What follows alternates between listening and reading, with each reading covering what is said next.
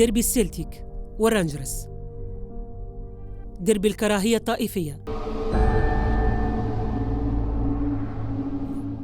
هو أقدم ديربيات العالم بمدينة غلاسكو. 28 ماي 1888 قبل 133 عام تقام أول ديربي في اسكتلندا، وكانت مباراة ودية وفات للسلتيك 5-2. ديربي كان عنده طابع ودي في البداية، لكن سرعان ما خذا طابع ديني ودخلت الطائفية في كرة القدم.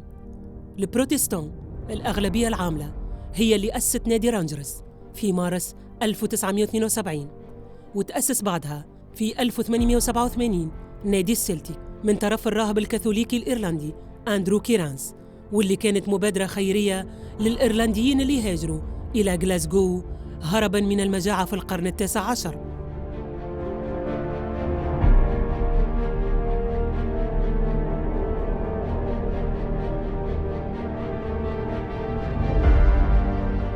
عداء الزوز فرق أصبح بمثابة الحرب أكثر منه مباراة كرة قدم. هذا اللي خلاه يتصنف كأعنف ديربي في العالم. شعارات وأغاني توصل حتى التهديد بالقتل.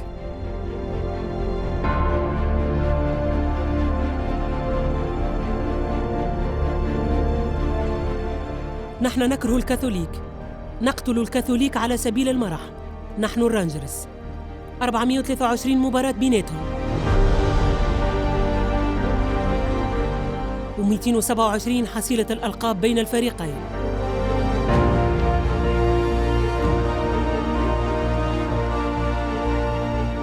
119,000 متفرج في مباراة واحدة في الإيبروكس ستاديوم، ريكور ما حط ماتش في بريطانيا إلى حد الآن.